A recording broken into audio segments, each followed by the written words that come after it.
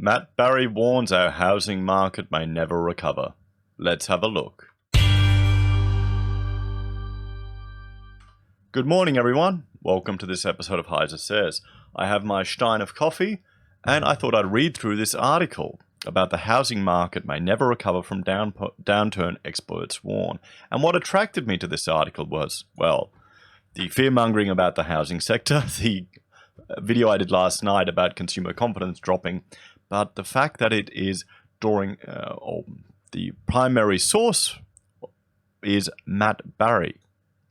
Now, Matt is the CEO of Freelancer, and a couple of years ago he wrote, I think, the longest LinkedIn article ever about the Australian economy and the House of Cards. That's what it's called. Now, I'm going to do a video on that article. I wanted to attach it to this because it's relevant, but it is really too long. It's crazy. So that's I think that's a long one, a few copies, maybe one to watch later tonight, because he really just breaks it down. So let's have a read through this. The housing market may never recover from downturn, experts warn.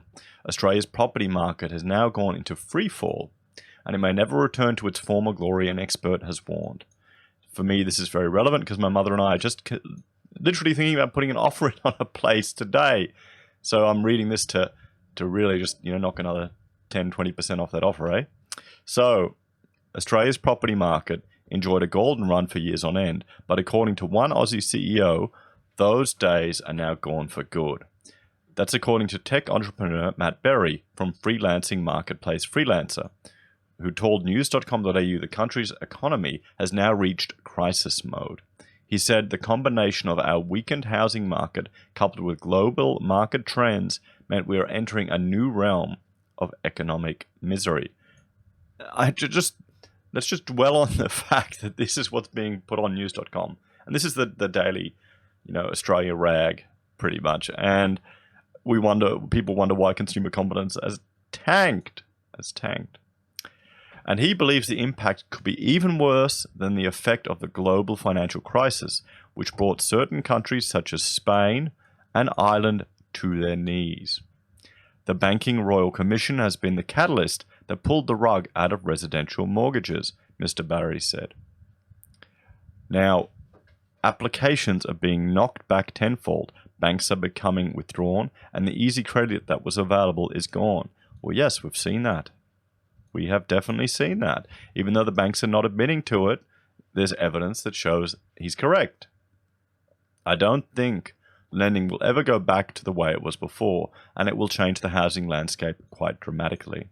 He said a crackdown on Chinese buyers had also affected the housing market, and China's trade war with the US was also affecting the economy. Well, yeah, we're quite dependent on China, really, for a lot of our economy, which is a little scary. I've worked on developments where they were waiting. The entire development was on hold, waiting for Chinese money coming in. That was everything that was being designed exactly for the Chinese market to invest here in Australia, and that was where all the money was coming from. For Australia, being the most dependent mid to high income nation in the world on China in terms of exports, the impact has been quite significant, he said. Wow. It's also my belief that China and the US will enter a free trade agreement shortly, and if they do that, there will be a permanent impact on Australia. We've entered a new realm here. He said wage growth and construction were both anemic in Australia at the moment, and the property market had gone into freefall as a result. Chinese buyers are gone, lending has gone, and it will never go back to the way it was, he said. We're in crisis mode. Whoever wins the federal election will inherit an economy that is not in good shape at all. Yeah, honestly, I don't know if whoever we vote for in the next election will make much impact. I think confidence is just so low. Sure, I've got no confidence in the negative gearing proposals by Labor, I simply see as, in many ways, it's unfair to future generations because it's pulling that opportunity out from us, from younger people. It's removing that opportunity from them. So regardless of if you are concerned about the impact that has on the housing sector, it's removing an opportunity for wealth creation from a large portion of the population. So that's one issue I have. I need to go into it a bit more detail, but that'll be later. Mr. Barrie said the looming crisis heading for Australia may even be worse than the impact of the GFC on other nations due to our burst housing bubble, scrutiny on the banks, and the extreme simplicity of our economy. In the last decade, our economy has basically been based on shipping iron ore and coal, building houses, and bringing people in from overseas to buy those houses. And that's it. Okay, let's just reiterate that. Our economy is shipping ore overseas, ore and coal overseas, building houses here, and then importing people in to buy the houses. That's it. That's our economy. What else actually is there? What's manufactured here in Australia? Can you even get a ceramic toilet manufactured here anymore? I remember we used to specify Caroma on projects because they had a manufacturing plant in Sydney. But not anymore. Even that's been shipped overseas. What are people doing here? Are they just serving each other coffee and going to protests at schools? He said, noting our economic diversity was worse than developing countries such as Oman and Vietnam.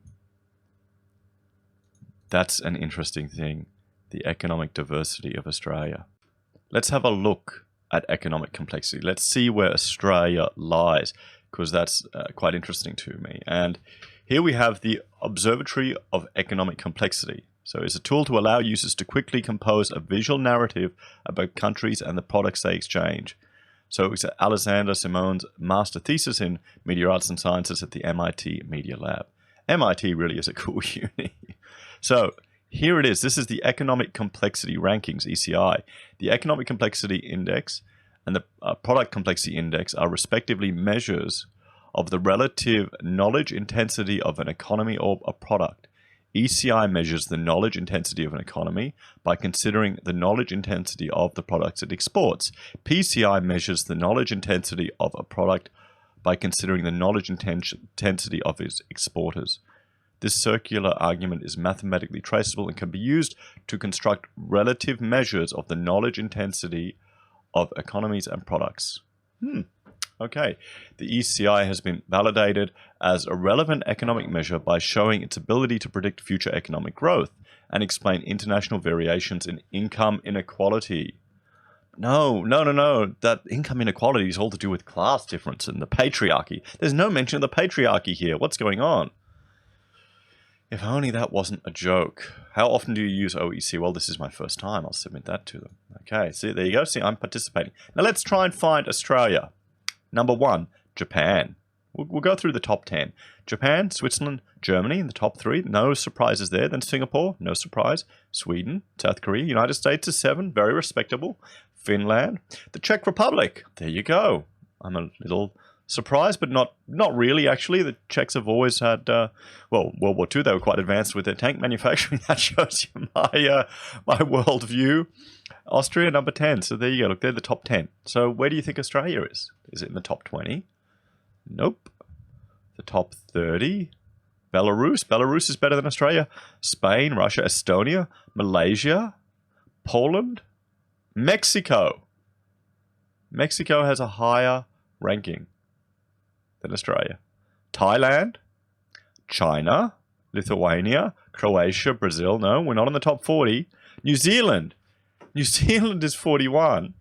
New Zealand is higher than Australia. Sorry to all my Kiwi friends, but I didn't think your economy was that different to us. Frankly, I thought it was just Lord of the Rings and sheep. But you know, I need to go over to New Zealand. Sorry, I apologize.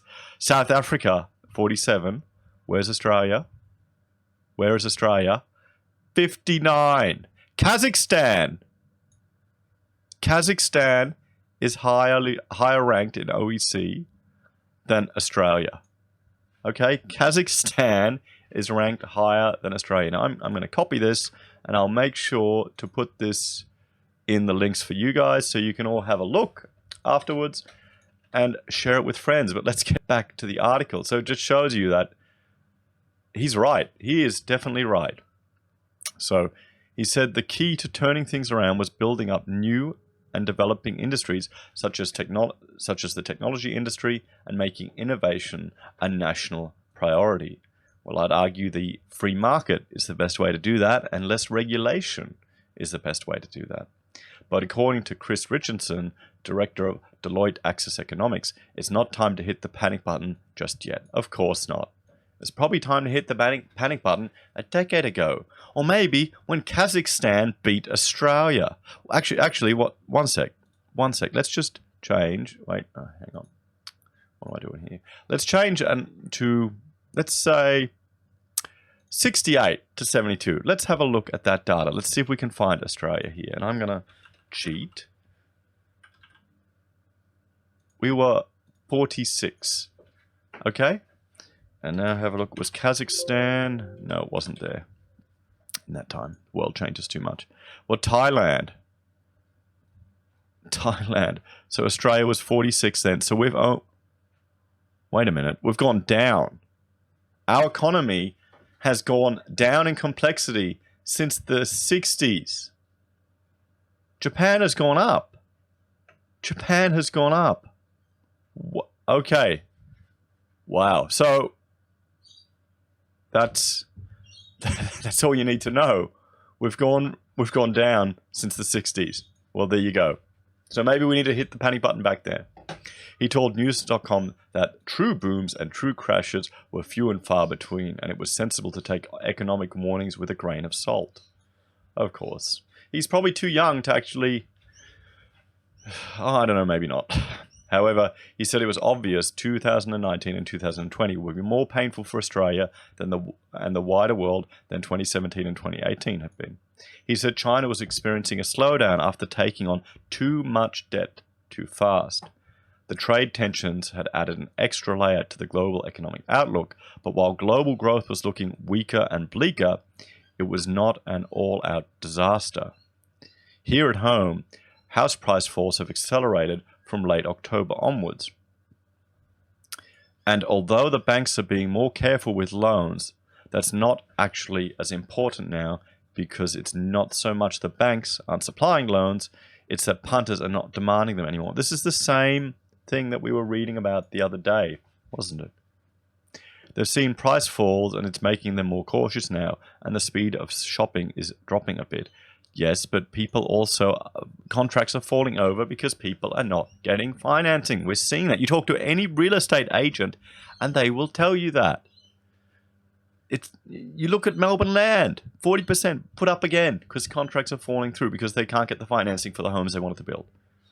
I don't understand. Maybe I'm reading different things. I just don't know enough. You know, the small window I'm getting and talking to people on the ground. No, we can't have that. He said, ironically, bad news in China usually meant a temporary boost for Australia. When China slows down more than they are happy with, they throw stimulus at it, which means more construction and more demand for things like coal and iron ore, which sees prices going up, he said.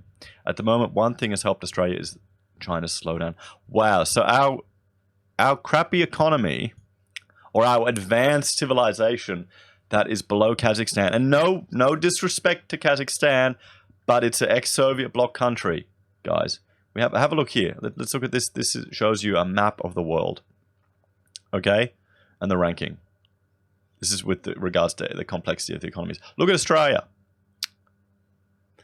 Need I say more, guys? Need I say more? So I wonder how can our politicians even address this? I don't think they can. I think it's beyond the realm of political intervention. I think there needs to be more freedom in our economy. So, I mean, right now you've got two majors to vote for, which is going to allow more freedom for the economy to move and adjust. I can't tell you. They seem to be very much too similar these days. Chuck a few minors in there, to mix it up a bit, and they end up being more left than the lefties sometimes.